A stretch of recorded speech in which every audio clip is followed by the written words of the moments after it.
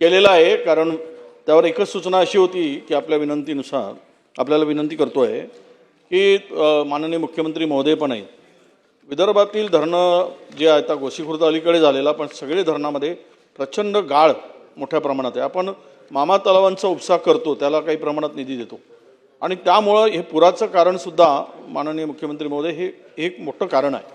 म्हणून या संदर्भातली जे धरणं आहेत, मध्यम आणि लघु धरणं आहेत आणि मोठी धरणं आहेत, तर त्यांच्या खोलीकरणाचा एक विषय फार महत्त्वाचा आहे. सगळे कारण आपण पाहतोय माती गाळ सगळं पूर्ण वाहून त्या धरणामध्ये जमा होते आणि मग तो धरण कमी, त्या स्टोरेज कॅपॅसिटी कमी होते आणि पुराला त्याला मग मोठ्या प्रमाणात जनतेला पूर परिस्थितीला सामोरं जावं लागतं.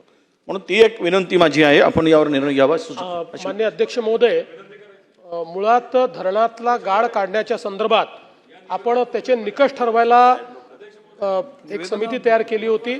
त्यानुसार जे दोन्ही मंत्री महोदय आहेत यांनी त्या संदर्भातल्या शिफारसी या एकत्रितपणे माझ्याकडे सादर केल्या होत्या. त्या शिफारसींना मी मान्यता दिलेली आहे आणि आता हे प्रकरण सगळ्या राज्यातले, पूर्ण राज्यामध्ये गाळ काढण्याच्या संदर्भातले हे निकष आहेत. आता या संदर्भातले हे निकष माझ्याकडनं मंजूर झालेले आहेत.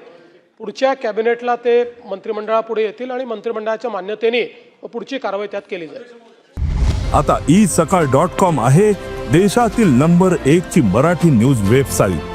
प्रत्येक अपडेटसाठी isakal.com ला नक्की भेट द्या.